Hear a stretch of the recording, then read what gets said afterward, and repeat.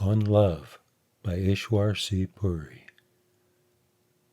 The following is read verbatim from the transcription of a discourse given by Ishwar Puri, circa 1975. The teachings of the Masters can be summed up in one word, that is, love. If you understand the meaning of that one word, love, you have understood completely the teachings of the Masters. The problem is that one word is so difficult to understand. I don't blame anyone for not understanding the word love, because love is beyond understanding. Even if we get that beautiful experience of the radiation of love around us, we lose it by trying to understand it. The whole process of understanding takes place in the mind, and love has no place in the mind. Nobody has yet experienced love with the mind. Nobody has been able to think himself into loving, but a lot of people have been able to think themselves out of love. They were able to reason themselves out of love. Love is a beautiful experience which defies time and space. All other things that the mind can perceive occur in time and space. Therefore, love is unique. If you have experienced love, you have experienced the ultimate that is there to be experienced. No questions are left, no pursuit is left. There is no seeking left when you have experienced love. Therefore, the teachings of the Masters is the experience of love. Now, before I go on with this word, love, I would like to say it's used more often in the West than in the East. Very rightly so, because when there is love, you don't have to mention it. When you don't have it, you have to speak about it. Do you know, most of the time we talk of things we don't have? That's when we talk about them, because we don't have them. That is why you hear this word love so many times within the day. I love you, dear. I really love you. I really love you, don't you? With a question mark. Surely there is no love with this kind of conversation going on. This very conversation is proof that there is no love. If there was love, there would be no room for this conversation. The quality of love is, it introduces oneness. There are no two left to participate in the conversation. Where conversation can still take place, it is a copy of love, a pseudo-love, which we describe by another word, attachment. Attachment is where there are still two to have a conversation. I love you. In the attachment, we always have an I and a you, and generally in equal measure, I is equal to you. If not, then the I is bigger than you. It's the ego game. All attachments are ego games. There is no love. In attachment, the maximum you can expect is togetherness, not oneness. In love, you get oneness. There is a big difference between togetherness and oneness. In togetherness, there is a separation, however together you might be. The fact you are two makes you separate, and separation gives you pain. In love, there is oneness. The I is gone. If I love you, only you will remain. If I is still there is no love. It is the ego that disappears in love that makes it a oneness. When there is no ego, there are no two. What separates us from the rest, what separates us from people, is our own ego, I-ness. That's me, that's not me. This is mine, that's not mine. This I-ness, mine-ness, mine, me, this is what separates us from others. And when this separates us, we have attachments, not love. Love is the complete identification with the object of love, to such an extent that the one you love fills your awareness fully, and your awareness has no scope for anything else except you, and you. Therefore, even the word love cannot be used. Even the awareness of love is lost when there is love. In attachments, of course, it's all conditional. I love you. Now how well do you do? You don't love me? I hate you. In 2 minutes, I hear this. These are attachments, but we use the word love. I have brought in this subject because love should not be confused with attachment. In truth, the teachings of the Masters are a teaching of realization of one's own self, one's real self. That one real self is the only self.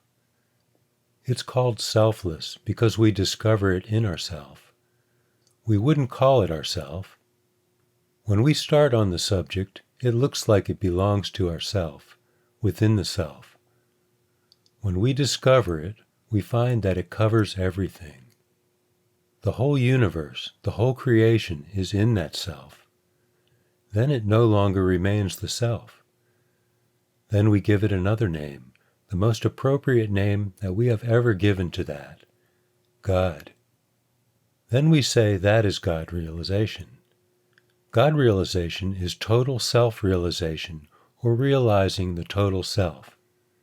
When the self becomes total, that's God because everything gets included in God. The only wall that separates us from our own total self is the wall of our own ego, this I-ness. The ego is the only wall. The ego is being built up by our mind and intellect. That is why the mind and intellect which built that wall cannot demolish it, but we try very funny ways to demolish this wall. We want to get rid of the mind with the mind itself. We make effort. I must try very hard. I must get it. The more I try hard, the more I am building up the ego. The very wall I'm trying to demolish, I'm building it up. If I don't try it and sit back, then also nothing happens. I'm isolated. What do? We say don't make effort, then we're a loser? We can make effort, then we're a loser? What's the way out? There is only one way out. Love the Master. It demolishes the ego without this talk. When you have the experience of love, the ego goes and you become that which you love. You become him or her whom you love. Therefore, if you love the Master who has realized God, who has realized his total self, then you don't have the problems of who is yourself. Love of the Master demolishes all the walls. There is no other way in which we can solve this problem except to get the love of the Master. How do we get the love of the Master? If that is all the teachings are about, then it should be simple.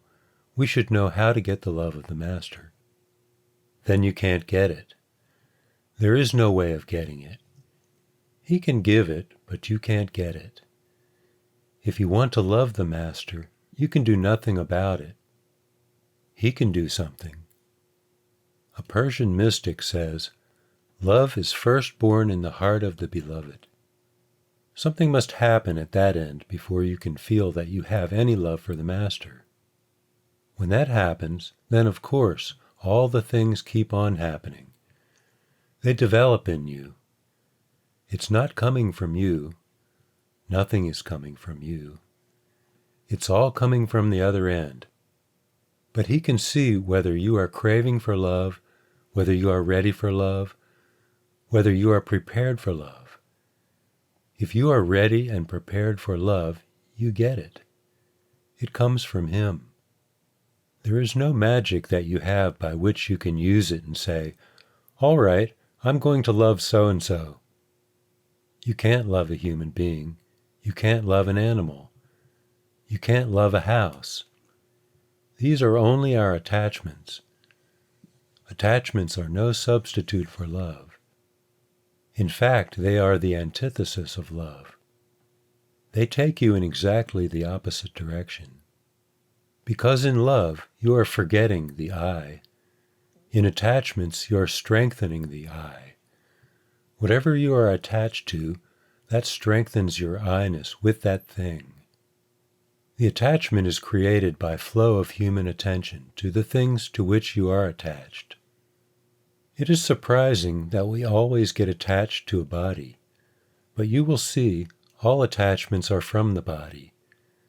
We don't speak of mental attachments, although it's the mind that is creating the attachment. The mind wants to attach us to the body. If one is attached to one's son as my son, then that is the son of the body entirely. The my that is not the body doesn't figure into the picture at all, but yet we will operate through the body because all relationships are created by the physical body. So these attachments are taking the attention out from the body onto other things which are part of the experience outside the body. They are the exact antithesis of the teachings of the Masters, which are to go within and discover your own self and, through the self, discover the total self, or God. The whole process of meditation, sadhana, the process of discovering oneself is based upon the techniques of withdrawing attention from things into your own self. Every meditation is based on the same principle.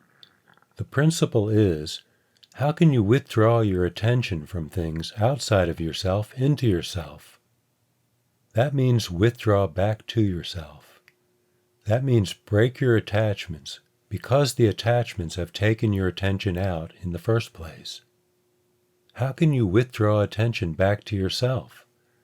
That is meditation. How can you break these attachments? Can you break these attachments by practicing detachment? No. Nobody has succeeded. I don't know anybody. I haven't met anybody who has practiced detachment in order to break attachment. In fact, the harder one has practiced detachment, the more the attachments have grown. If I am attached to pizzas, they are nice with mushroom, and I say I am going to detach myself from the pizza. I am going up onto the Himalayas in India. I am going to run so far away from the pizza and the Pizza Hut. I won't be anywhere near. Did you know I'll think of pizzas far more there than I would in the Pizza Hut? The further I remove myself in trying to practice detachment, the more my mind gets attached to that thing. You can't run away from attachments. Practicing detachment is no way of destroying attachments. You cannot destroy an attachment by practicing detachment. On the other hand, you can obtain detachment by practicing attachment. If you are attached to A, and after that you get attached more strongly to B, that A is forgotten. You are detached from A. That's the only way. Attachment can lead to detachment, not the other way around. A lot of us, after reading holy books, have tried to practice detachment. It doesn't work that way. Now, if one attachment can detach us from others, what's the good of doing that? We want to get rid of the attachments. What's the good of shifting from one attachment to another attachment to another attachment? There is an advantage. If we can now attach ourselves now with someone who is practicing detachment, really, who is attached to God, if we really attach ourselves, now we are not talking of love because we haven't got the power to love. If we attach ourselves to one who is attached to God, then we are detached from the rest. Since he is attached to God, we get attached to God, eventually. That seems to be a fair proposition. In case one really wants to have detachment and thus practice successfully the art of meditation, withdrawing attention from outside into oneself, one must automatically, at the same time, attach oneself to someone who is attached to God. But aren't all attachments bad? Attachment is attachment, whether the person is one with God or not. I was, earlier in the day, quoting Swami Vivekananda, who spoke in Chicago many years ago in the World Congress of Religions, and he raised this issue about attaching people to himself. He said, "I have been telling you that everything you see is Maya, illusion, unreal, not worth your attention, not worth your attachment. I don't want you to give attachment to what you are seeing around the world. This is a world of experience, a world of illusion. I want you to get back to your real self within, which is the experiencer, the reality, and not the world outside, which is illusion, unreal." And then he says, "If everything that you see around you is unreal, I must also be unreal. My words must also be unreal. My discourse must also be unreal. How come I am telling you to ignore all that you see and hear, and I am asking you to listen to me? If I am also illusion like the rest of the world, how come I am asking you to listen to me?" Then he answered the question himself. He says, "It is true. I am also illusion." And he argued, "As unreal as the rest of the world you see. There is no difference in the unreality of it, but there is one difference. The rest of the world draws your attention to itself, attaches us to itself, and makes it feel real. With illusion, also an illusion, does not attach you to itself, makes you get back to yourself and find out the reality within, and attach yourself there. That is why, even if we attach ourselves to a person physically present in this world, in the world from where we are putting our attention, if we attach ourselves to a person in this physical world, but he is attached to God, he performs the role, eventually, of pushing you back into yourself and detaching from himself also. Such a perfect one we call a master, a perfect master. Therefore, if there is anything worthwhile in this world, any person worth loving, worth attaching ourselves to, worth thinking about, it's the Master, because he enables us to be the rallying point. He becomes the rallying point of practiced detachment, by attachment to him. If we do everything what we know about to attach ourselves, that we think of him, serve him, do what we can for him, he will surely throw that spark towards us, which makes us eventually experience love. When love comes, real detachment comes, not before that. This is the simplest way of describing how love for the Master works to create detachment, and through detachment, the meditation becomes successful and we are able to realize ourselves and realize God. But this is more easily said than done, because when we want to practice it, we find so many question marks. The first question mark is, how are we so sure? We are very unsure. I think it was last week at a workshop. I was having a meeting like this in a hotel in Minneapolis when somebody, by mistake, by accident, ran into that place. He said, "Oh, I am sorry. This is not the place I was to be in." Of course, after that, he was there throughout all the rest of the sessions when he suddenly found that was the place he was supposed to be. When he walked in by accident, he discovered this strange feeling his questions were ill-prepared. He didn't have any background. He just walked in without knowing what was going on. So some of the questions he asked ran like this. "Ishwar, in whatever you are saying, you seem to be very sure, when I am so unsure of myself, and I am very unsure of all my questions. This unsureness, uncertainty, comes by an overuse of the mind. The more you think, the more you intellectualize, the more you try to fit things into a pattern created only by your own conditioning of the mind, the more unsure you become, because we are trying to fit into a pattern, phenomena, or experiences that don't belong to the space-time framework at all. You cannot fit everything into the intellectual pattern if it does not belong to the space-time pattern. The thinking machine that we are using, which gives us so much pride, the more we can think, the more intellectual we are, the more proud we are. This thinking machine that we are carrying on our head, what is it doing? What function does it perform? Let us analyze what the mind is really doing.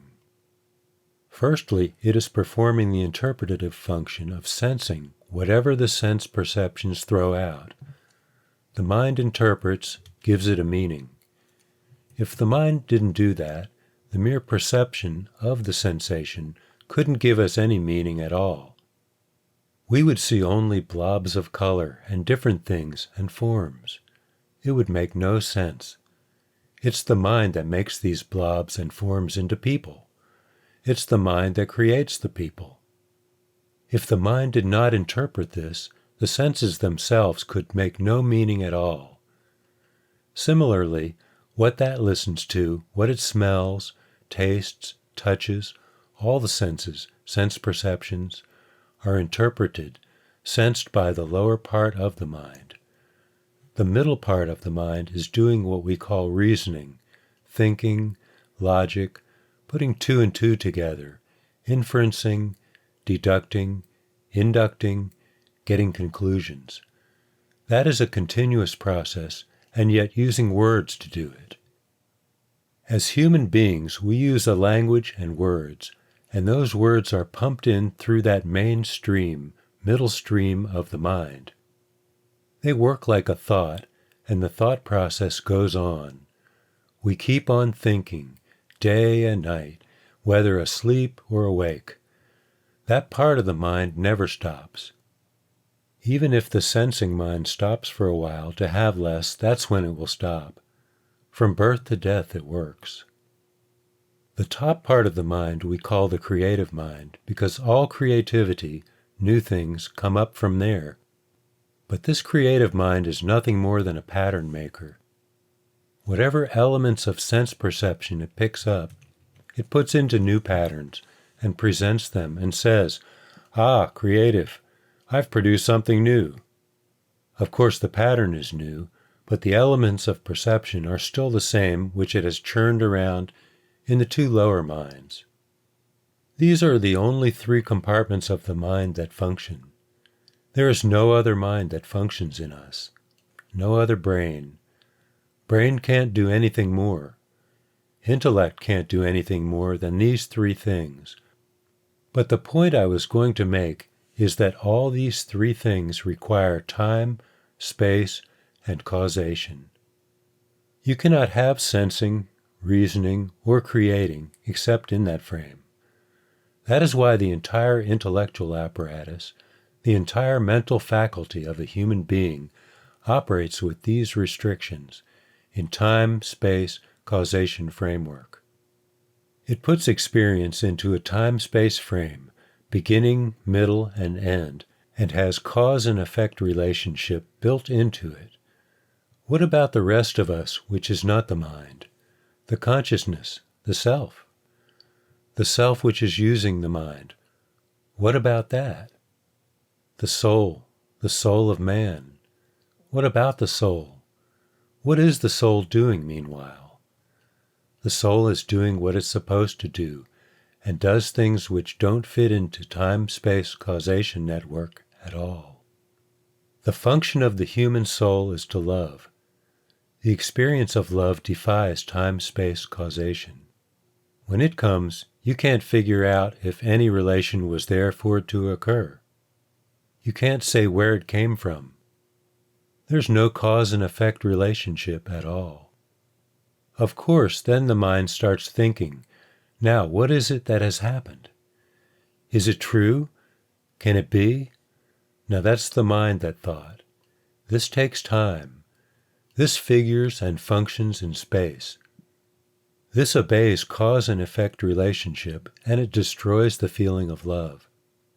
We remove it by thinking about it. The second function of the soul is intuition, just that sudden flash from nowhere, with no time involved. It wasn't there, and then it's there. There's no time in duration for it to come. No one knows where it comes from. It's just that, intuitive. It defies the laws of time-space causation. It cannot fit it into the intellectual apparatus, but the intellect can think about what has happened and figure out, no, that doesn't look very rational. This can't be. Doesn't fit in with that. No, how can it be? It's just a thought. We reject it. Intellect can destroy things, not create things. The third function of the soul is joy and beauty. That beauty and joy, the aesthetic sense, comes up. You see suddenly. Joy is something and beauty is something which wasn't there. It comes from nowhere. When you think about it, it is destroyed. I am trying to present to you the functions of your own self, the soul, which do not occur in time-space causation, and the manner in which we don't allow the functioning to take place because we overuse the mind, overuse the intellect, which can only operate in time, space, and causation, and thereby we destroy the very beautiful experience that is open to our own self. What a use we make of our mind. What a beautiful faculty has been given to us, this mind. We could put it to such great good use, but we are using it for self-destruction. We are using our minds, our thinking capacity, for self-destruction, for destruction of the most beautiful part of the self. When the most beautiful part of the self is destroyed, it destroys the most beautiful experiences around us. That is why people make hell out of a paradise. This very earth, this very experience of this life, we make into a hell by using our minds. This very life, this very world can become heaven and paradise if you stop using the mind and start living with the soul. It can live in love, intuition, and beauty and joy. This world looks like a paradise, which indeed it is. When we think and reason and over-reason, we destroy all. Why should that happen? I am speaking in an American audience in the West. That's why I'm overemphasizing this point, because in the Western system of education, of civilization, of producing the kind of people that we have produced, we have sharpened the faculty of the mind, of the intellect, at the cost of the other faculties. I go to universities, I speak there. I go to universities, schools, colleges, and I meet the people there, faculty there, and I find they're all teaching the kids how to sharpen their intellect. Nobody's teaching them how to sharpen intuitive processes. Nobody is teaching them how to rely upon the hunch that comes from within the soul. Nobody's teaching them what the soul is. They are teaching them, don't go after these superstitions, don't go after these assumptions, go after what the mind can see. The mind can fool itself to that extent? I am so amazed that the most irrational things are said by the mind in the name of rationality. For instance, look at this time frame itself. Let's demolish the game that the mind has been playing with us. I think time has come when we should tell the mind, you've had enough, and we have had enough of you. Let's call it a day. We want to be more with ourselves, and not with you, Mr. Mind. When we have a conversation like that, we even say, now look, all your questions, for Mr. Mind, that you have put since I was a child till today have been, what was there in the beginning? How did it come about to start with? Mr. Mind, do you realize that you are relying so heavily on the concept of time? You are presupposing that there must have been a beginning, there must have been a once upon a time. Supposing there was no once upon a time. Supposing you created the illusion by yourself, Mr. Mind, how would you answer your questions? And the mind has paused. I can't think there could be that situation. Well, then you tell the mind, When you are relying so heavily upon time, where is time? As the mind you operate in time? Do you? In which time do you operate? Put straight questions to your mind. The only time available to you is now, and now has no time at all. What time are you talking about? You cannot act except in the now, and now has no time at all. What time are you talking about? Maybe you're talking about what happened yesterday, or what happened 5 minutes ago. That's all past. How can you do anything with the past? And what is your now? In now you can't even say now. When you say now, it's past. Before you said it, it was future. You never got the opportunity to say now. When are you saying it, Mr. Mind? You are relying so heavily on time. When did you say now? You couldn't say it. The moment you said now, it slipped into the past. Before you said it, it was the future. Then why do you call it now? Because you are not rational. You are mistakenly calling the immediate past as present. What has happened in the last few moments, or last few minutes, or last few hours, you are wrongly calling them present. Present has no time at all. And Mr. Mind, you talk of time as such a valid thing, such a sacrosanct thing. What is time? All that we know about time is it creates a past, a present, and a future. That's all. I have yet to meet a guy anywhere in the world who can give me any better definition of time as experienced by the mind. There are other conditions of time, of course, theoretical. But as we are experiencing it, supposing we take out of our experience what we ourselves create as past, present, and future, then there's no concept of time left. And this past, present, and future is time? Present has no time at all, so let's take it out. Present doesn't even have a billionth part of a second. Doesn't even have a billionth part of a nanosecond, which itself is a billionth part of a second.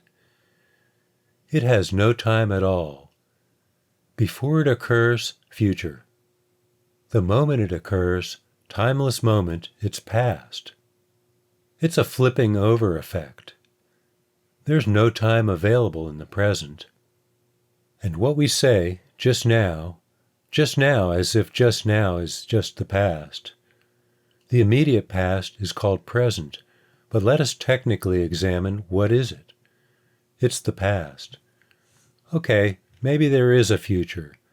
Let's see what future is. Let us imagine the situation where a human being, with human awareness, loses his ability to anticipate, to hope, and to fear. Supposing we'd lose these abilities of hoping, fearing, anticipating. Future ceases to exist. Did you ever know that the future is built up like that? Because we hope for things, because we're afraid of things, because we anticipate things? Which is all anticipation. I am just putting the positive, negative, and neutral in these three terms. It's all anticipation. If we lost this capacity to anticipate, there will be no future? When we hope for a thing, that comes into the future. When we are afraid of a thing, that's the future? When we anticipate it'll happen, that's the future? If we don't do these things, there's no future? The concept of future disappears? We'll never use the word future? It'll be taken out from the dictionaries? Hoping, fearing, and anticipating takes time. That means it's in the past. You can't have the smallest hope except in the past. Even a few seconds of hoping goes into the past. A few seconds of fearing goes into the past. Anticipation goes into the past. Therefore, future is in the past. to what we have been calling future all these years was in fact in the past. What we have called present is the past. Past is in the past. We have been talking of the past, and Mr. Mind, that's what you call time? You say, I believe in time? What is in the beginning? What beginning? Where in the past? In human awareness, the only way to experience the past is through memory. There's no other part. It's a small part of the brain we use called memory. Do you know all the time, day and night, wakeful or sleeping, we are using only that part of the mind?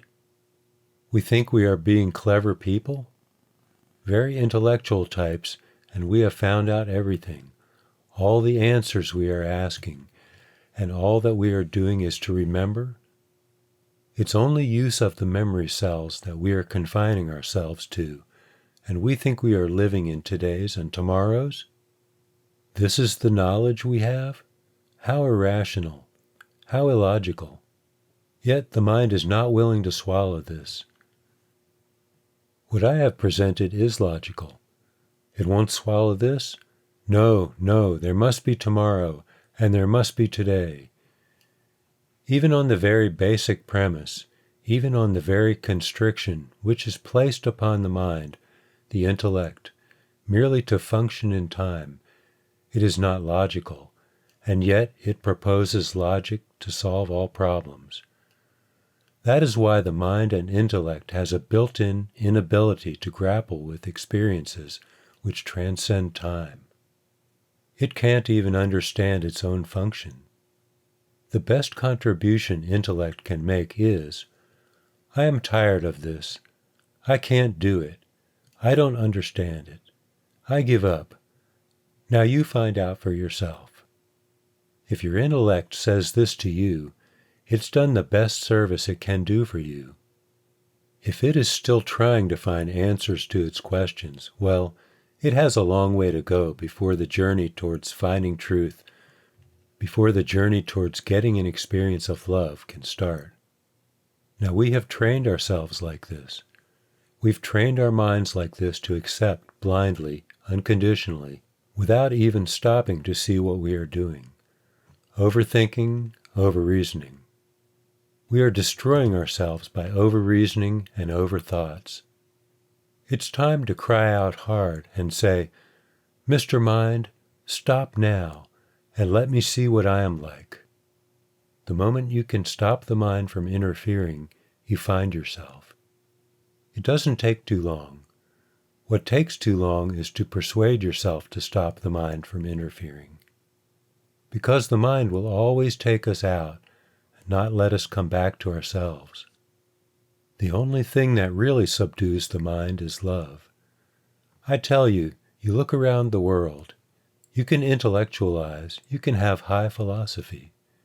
When you experience love, it's all thrown away. That's the one thing, one experience that destroys the mind interference, that destroys ego. So we come back, eventually, to the same answer to the question, what can we do with the mind? If you can attach yourself to the Master and get his love, you have found the answer. If you try by your own effort, through your ego, it doesn't work. Since there are many satsangis here who practice meditation, they may have a question at this point. That means the meditation is no good because that involves effort. We have put in effort to do it. That means it's ego again. Of course, all effort is ego. If you put in effort and say, I am going to do it, it is ego. Then should we give up meditation? Well, if we give up meditation, we have no chance of attachment. If we have no attachment, there is no chance of love. The whole thing falls. How do we overcome this apparent contradiction, that if we make an effort, it bolsters our ego? If we have an ego, it keeps us away from the Lord. How do we overcome this problem of ego in meditation? It's a very pertinent question that has been asked a couple of times during my visits to the U.S. this time. So I am taking it up in the main presentation without waiting for a question. If you take up meditation as an effort, it involves ego. Therefore, that meditation is not successful. People who try very hard are trying all their life. You know of it. People who say, "We have tried very hard at our meditation, and we have not been able to get anything out of it." Those who try very hard are the furthest removed, because every time they try hard, the wall of ego builds up. And if they don't try, then of course they don't get anything anyway. What is the correct approach to meditation, which does not involve ego? In other words, what is the egoless or effortless method of meditation? The answer to this has been given by the masters, who say that meditation with effort is a credit transaction. You will get paid much later. But seva, service, is a cash transaction, which you get paid now. The answer is given in this, in service or seva. If you can do seva, then you can reach a point where you don't have to wait for the results of meditation. In service, they say you should serve the master. Serve the master in any possible way that you can. Serve the master with your body, your wealth, with your mind. If you are willing to serve with your wealth, body, and mind, he is willing to give you the results right now. You have likely all heard the story of King Janak, how he got his knowledge from Ashtavakra, a hunchback mystic who gave it to him in an instant. He wanted instant knowledge. The mystic asked for the price of instant knowledge, which was his body, his wealth, and his mind. So when Janak said, "I have given my body and my wealth and my mind," he got instant knowledge. We get this instant knowledge if we are willing to give this as service, as an offering. Now, what is the effect of this offering? The effect of this offering is to do away with the ego, which is being built up by effort. When you do service with the wealth, that's the easiest way of service. You just have to write a check and send it. That's all. Simplest form of service and the least effective, least useful. The next higher form is with the body, physical work. If you do service with the body, then it has some effect on lowering of the ego. You can carry master's bags, you can do some work for him, cook a meal for him, but if he is not around, then it's more difficult to do that. Then you can do it for the master's representatives, the master's disciples, gurumukhs, what we call those advanced souls who are not masters, but they are advanced. You can look after them. If you can't find such souls, then other souls who are already on the same path. If you can't even find them, then bad souls. Just serve them, because master's in everybody. But service with the body gives you that advantage of lowering your ego. The third form of service, which is the highest, is service with the mind. Now, what is service with the mind as an offering? All the masters and all the teachings that I have read or heard about have recommended service with the mind. This service with the mind is to withdraw your attention from the world, into the body, from the limbs, on upwards to the third eye center behind the eyes. If you withdraw your attention and place it near the third eye center, where the astral form of the master exists, that is service with the mind. But isn't that meditation also? That seems to be the same thing which we heard of as meditation. Then what's the difference between service with the mind and meditation? The difference is that ego. In meditation, we were saying, "I'm going to do it. I'll do 2.5 hours. The ego is there.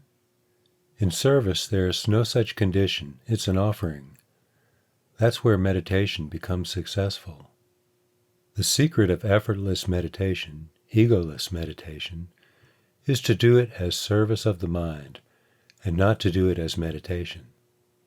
Not to do it because you're opening the inner eyes and opening the doors to see what's happening. The harder you apply to open the door inside, the more tight it gets locked in. But when you relax and offer your process of withdrawal as an offering to the Master, it opens up effortlessly. So you have to relax at the third eye center. Don't have any strain.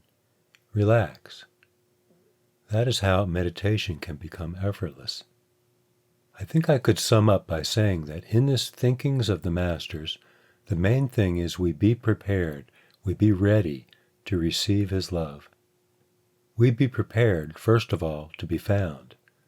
We can't find a Master. If we are ready, He finds us. When we are found, to attach ourselves to Him by service. Service with wealth, service with body, service with mind, and thus get on to effortless meditation. Then He shows us the light within, and we find truth about our own selves. Thank you. The end.